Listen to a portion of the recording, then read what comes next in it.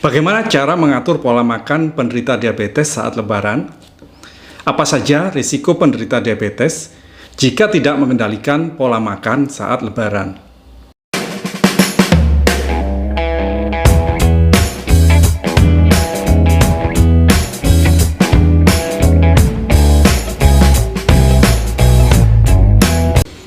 Assalamualaikum warahmatullahi wabarakatuh. Salam sehat buat semuanya.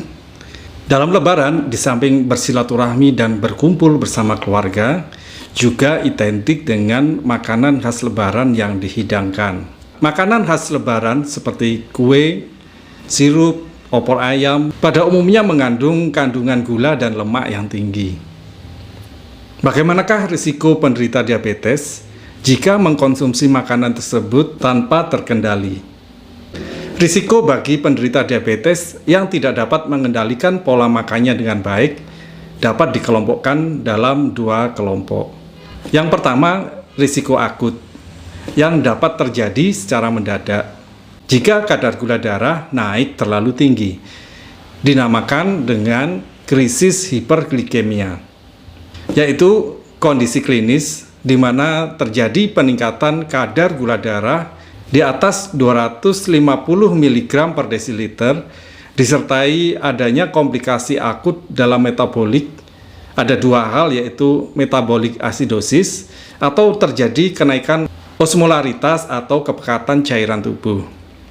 Dalam kondisi ini bisa terjadi penurunan kesadaran, sesak nafas, atau dapat juga terjadi pankreatitis atau radang dari pankreas. Risiko yang kedua pada penderita diabetes yang tidak dapat mengendalikan pola makannya dapat terjadi perburukan kondisi klinis yang sudah ada pada dirinya sebelumnya. Misalnya tekanan darah tinggi, kolesterol, dapat terjadi serangan jantung koroner, gagal jantung, atau stroke. Bagaimana cara menjaga pola makan yang sehat selama Lebaran bagi penderita diabetes? Untuk mengatur pola makan penderita diabetes, perlu memperhatikan tiga hal pokok yang dikenal dengan 3J, yaitu jumlah, jenis, dan jadwal. Yang pertama kita bahas berkaitan dengan jumlah kalori yang dibutuhkan dalam sehari. Secara umum, kebutuhan kalori basal dalam sehari untuk wanita adalah 25 kalori per kilogram berat badan. Sedangkan untuk laki-laki adalah 30 kilokalori per kilogram berat badan. Jadi kalori yang dibutuhkan sekitar 1.500 sampai 2.000 kilokalori per hari.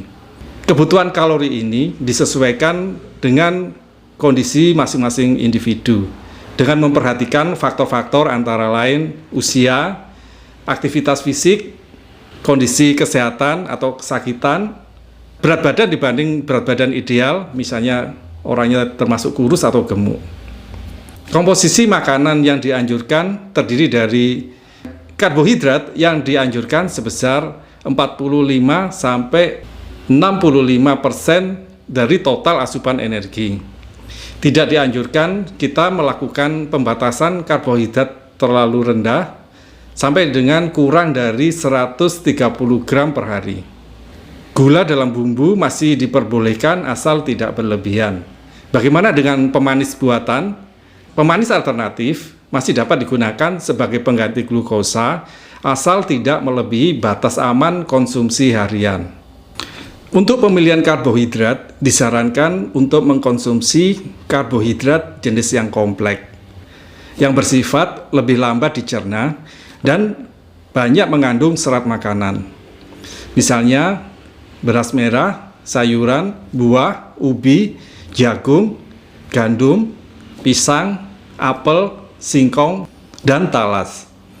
Sebaiknya mengurangi atau menghindari karbohidrat sederhana yang bersifat lebih cepat dicerna. Misalnya gula pasir, kue, soda, roti, mie instan, pasta, dan makanan olahan lainnya. Penting juga untuk memperhatikan indeks glikemik bahan makanan. Indeks glikemik adalah indikator atau ukuran seberapa cepat makanan yang mengandung karbohidrat dapat mempengaruhi kenaikan gula darah dalam tubuh. Diukur dengan skala 1 sampai dengan 100. Semakin tinggi indeks glikemik suatu bahan makanan, semakin cepat makanan itu dapat meningkatkan kadar gula darah, sehingga makin kurang baik dampaknya bagi penderita diabetes. Sebaliknya, semakin rendah indeks glikemik suatu bahan makanan akan makin lambat dalam meningkatkan kadar gula darah. Berarti semakin baik dampaknya bagi penderita diabetes. Contoh makanan dengan indeks glikemik tinggi adalah nasi putih, roti tawar, semangka, minuman manis seperti sirup, dan minuman bersoda. Contoh makanan dengan indeks glikemik rendah misalnya buah, sayuran, biji-bijian atau grain, kacang-kacangan, gandum, beras merah, dan produk susu rendah lemak. Berikutnya kita bahas mengenai serat. Serat adalah komponen karbohidrat yang tidak dapat dicerna oleh tubuh. Makanan yang tinggi kandungan serat antara lain sayuran, kentang, dan gandum. Berikutnya kita bahas tentang kebutuhan lemak. Kebutuhan lemak dalam tubuh sekitar 20-25% dari total kalori yang dibutuhkan. Dan tidak diperkenankan melebihi 30% total asupan energi. Konsumsi kolesterol dianjurkan tidak melebihi 200 mg per hari. Lemak terdiri dari 3 jenis, yaitu lemak tidak jenuh, lemak jenuh, dan lemak trans. Lemak yang baik dikonsumsi adalah lemak tidak jenuh. Contohnya adalah alpukat, minyak zaitun, minyak nabati canola, ikan laut dalam seperti ikan salmon dan ikan tuna. Contoh lemak jenuh dan konsumsinya perlu dibatasi antara lain otak, ginjal, paru, minyak kelapa, kulit, produk olahan susu tinggi lemak seperti es krim dan mentega. Kemudian yang dimaksud dengan lemak trans adalah lemak yang banyak didapatkan pada makanan cepat saji, makanan yang digoreng, atau makanan yang diolah dengan suhu tinggi. Penting juga untuk mengkonsumsi makanan dengan kandungan omega 3 yang tinggi, seperti ikan kembung, ikan bandeng, dan ikan dari laut dalam, misalnya ikan salmon dan ikan tuna. Berikutnya kita bahas tentang kebutuhan protein. Kebutuhan protein adalah 10-20% dari total kalori. Sumber protein yang baik antara lain ikan, udang, cumi, daging tanpa lemak, ayam tanpa kulit, produk susu rendah lemak, kacang-kacangan, tahu, dan tempe. Lebih baik kita memperbanyak konsumsi lauk seperti ikan, unggas tanpa kulit, telur, kacang-kacangan, dan batasi konsumsi lauk tinggi lemak seperti daging merah. Lebih baik kita mengkonsumsi sumber protein real food, artinya bahan makanan tersebut masih dalam bentuk aslinya, bukan dalam bentuk makanan olahan, seperti sosis, kornet, bacon, ham, dan lain-lain. Hal yang penting lagi dalam pengaturan diet untuk penderita diabetes adalah pengaturan komponen mikro dalam makanan seperti natrium.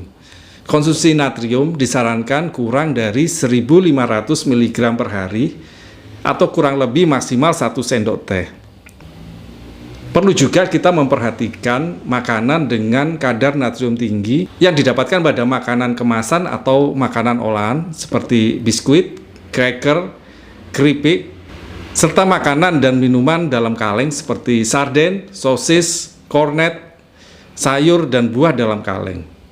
Hal yang penting juga diperhatikan adalah bagaimana kita memenuhi kebutuhan cairan dalam tubuh. Kebutuhan cairan dalam tubuh adalah 30-50 cc per 24 jam atau kurang lebih sekitar 8 gelas. Kebutuhan cairan akan meningkat misalnya pada aktivitas fisik yang tinggi, suhu lingkungan yang panas, atau dehidrasi misalnya karena infeksi pencernaan atau diare. Kebutuhan cairan juga perlu dibatasi atau dikurangi dalam kondisi komorbid tertentu, misalnya pada keadaan gagal ginjal atau gagal jantung. Yang terakhir kita bahas tentang jadwal makan. Jadwal makan penderita diabetes terdiri dari 3 kali makanan utama dan 2 kali makanan snack di antaranya. Di samping pengaturan diet, penting juga bagi penderita diabetes untuk melakukan latihan jasmani atau olahraga. Disarankan untuk melakukan latihan jasmani secara teratur, kurang lebih 3-5 kali per minggu selama sekitar 30-45 menit dalam sekali latihan. Bagi penderita diabetes yang akan melakukan latihan jasmani atau olahraga, dianjurkan untuk melakukan pemeriksaan kadar gula darah sebelum melakukan latihan jasmani. Jika kadar gula darah kurang dari 100 mg per desiliter, olahraga sebaiknya ditunda. Pasien harus mengkonsumsi karbohidrat lebih dulu, dan bila kadar gula darah lebih dari 250 mg per desiliter, juga dianjurkan untuk menunda latihan jasmani. Olahraga yang dianjurkan adalah olahraga yang bersifat aerobik dengan intensitas sedang, seperti jalan kaki, bersepeda santai, jogging, atau berenang. Untuk olahraga ini sebaiknya disesuaikan dengan kondisi klinis dan berkonsultasi dengan dokter yang merawat. Sebaiknya bertahap dan tidak dipaksakan. Hal lain yang perlu perhatian bagi penderita diabetes selama lebaran adalah tetap mengkonsumsi obat anti diabetes sesuai saran dokter yang merawat. Demikian pembahasan kita kali ini, semoga memberikan kemanfaatan. Wassalamualaikum warahmatullahi wabarakatuh. Salam sehat.